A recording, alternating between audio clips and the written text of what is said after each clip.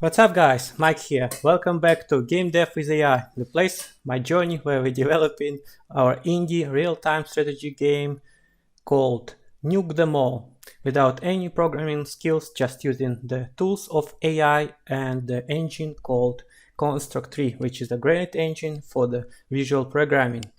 It's been more than 3 months since my last video and I did immense progress on my game.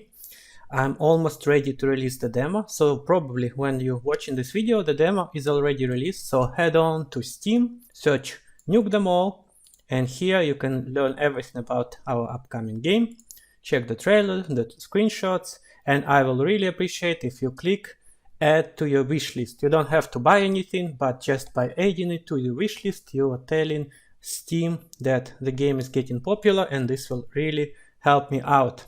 So without further ado, let's dive straight on how we can add the rain, water, lava and snow to our game. Whew.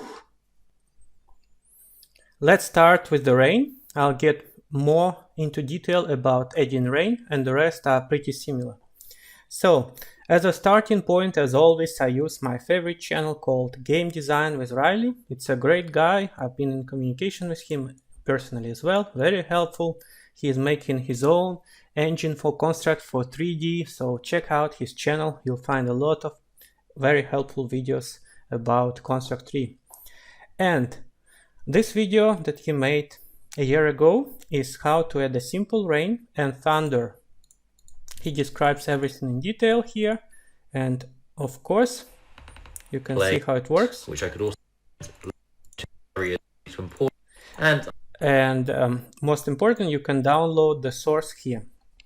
But we use it as a starting point, but of course for our game I need to make more complex rain.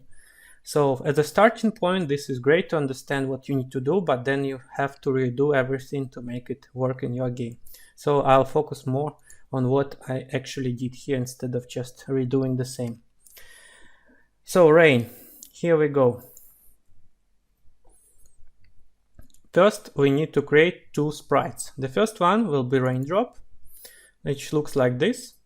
It's a very small sprite. You can see it's like, what, 10 pixels, because we don't want to waste too much memory on this. And this one Riley had, but I'm not using it for obvious reason. I made my own. Next, it will have a bullet behavior.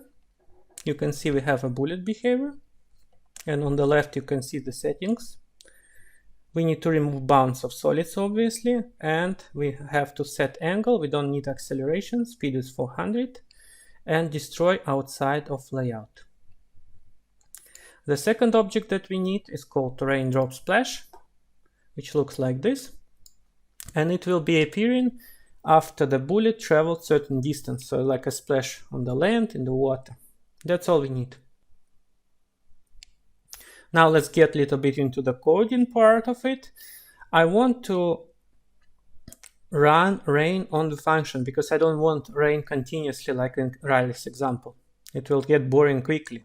So I will create a function called rain, and then I can call it when I want to. Let's get to this function. It's over here.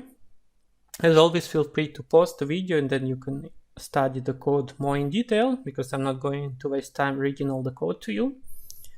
So I create for our fort in the game, I create a timer which will be random 30 to 60 seconds, and every 30 to 60 seconds it will be calling the function rain basically. Next, what we need, rain sound obviously will start. And what else we need? We need to create object cloud, which I already have, that I had before, so that's why I'm not repeating it. But in case you missed my video, this is something like this. We create a cloud, we set its scale, that elevation, we put it high, because if we scroll, it will create a nice parallax effect. Then we need a grayscale effect for the whole layout. So I go to layouts, and then our layout is called Thunder in Paradise. If I click it on the left, I click effects. Here I can add effects, exposure and grayscale. Grayscale will make everything gloomy and dark, kind of when rain goes with clouds, and exposure will make it very bright, something like this. When it's flashing, it will look like we have a thunder. I hope it's very easy to understand. Anyways, so we enable this grayscale, and I don't want it to appear instantly, so I made this little delay so it appears gradually from 0 to 80. This is not a very effective way. You can write an expression to do it with a time parameter, but sometimes I don't want to waste time, and even simple solutions do its job, so why bother? So that is what will happen during the rain. During this timer called rain, which is a random between 30 to 60 seconds, this will be the duration of the rain. I think I said incorrectly. It's not when it starts, it's a duration of the rain, because it starts on function. And during this timer is running, and if FPS is high, so we don't want to overload low-end computers here, we create every tick, which means we will create a lot of these drops, and we create a raindrop. And where we want to create left of camera to right of camera, from X to X plus 2000 of the camera position, so we cover whole screen even if we scroll.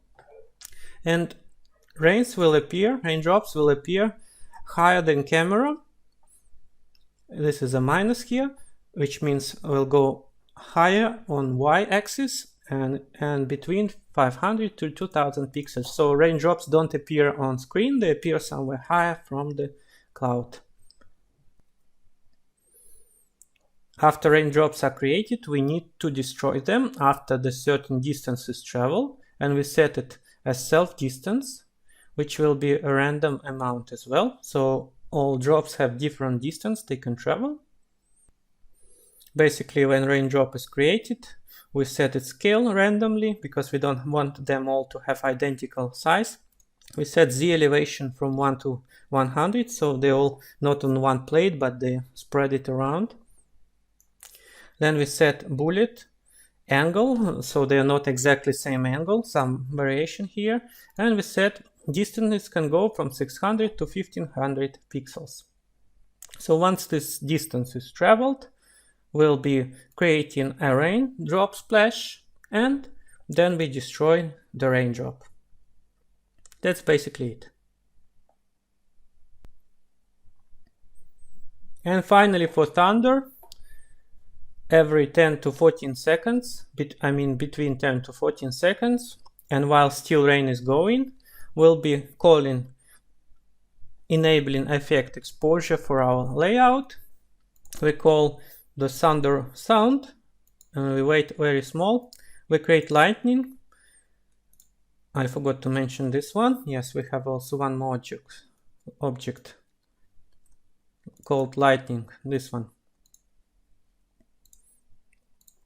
So we create lightning, and then we disable exposure, then we again enable, so it's like flashing. And finally we destroy the lightning and disable the exposure. So that's pretty much it. Let's see how it all looks together.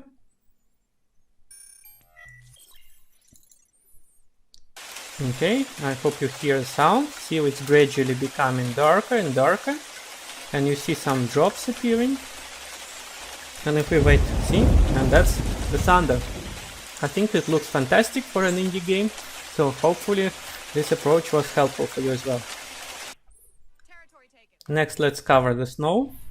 It looks like this. My snow map is not ready at the time of this recording, so I don't have much to show for it. But basically you can see snow is very nicely coming down on the map. With snow, I didn't reinvent the wheel, so I just give credit to Ali. He's another very helpful guy in Construct 3 community, and you can see his tutorial on how to create snow. and basically even download this code that he created. So you can create your snow, then of course you can modify it, improve. That's what I'm going to do, but there is not much to do around it, because basically a snow is just a particle system and there is nothing to it. There is nothing to code. It's very simple. So here on the left you see the settings of this particle system. Hope you can see it here.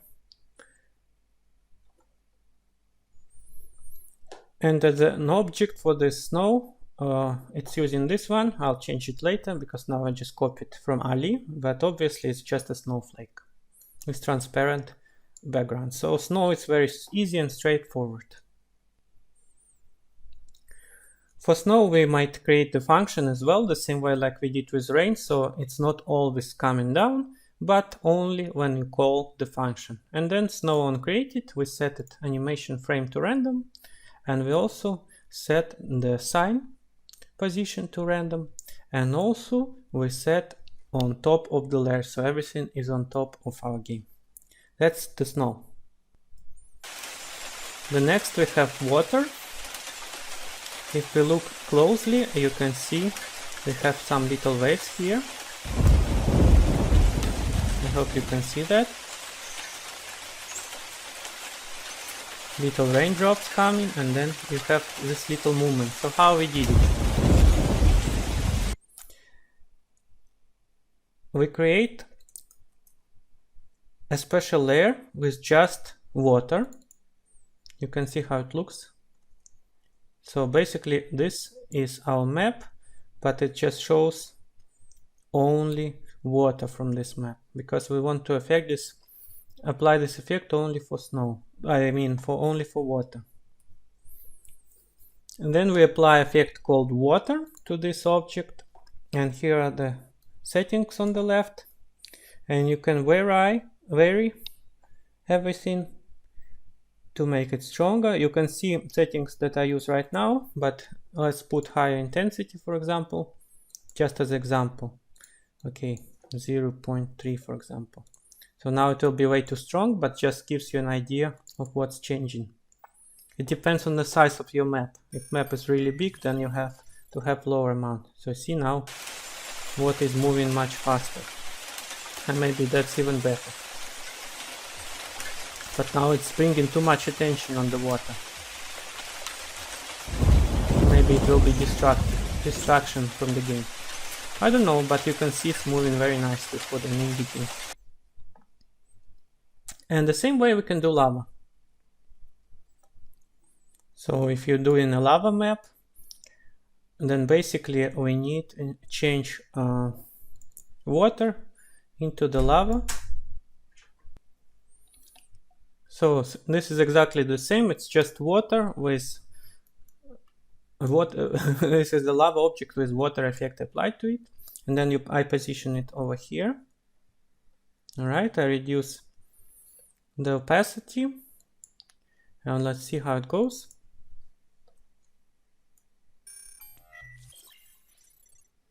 Okay, if I go here, this is without movement. You see, it's very static and boring. And this one with movement, it's not perfect because I need to make edges more transparent, but basically it's moving like lava. You can adjust settings, and if far away it will look very nicely. I don't need to move so quick, so we can reduce the intensity for example to 0.5, and then what we can do is make the edges not so sharp, like for example with the eraser, and reduce hardness like this. Yeah, oh, that's too much. Probably it's just faster to do in Photoshop.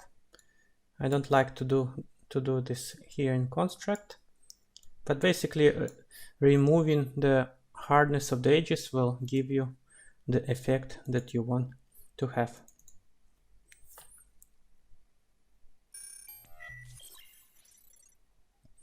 And we reduce the frequency so it will move slower.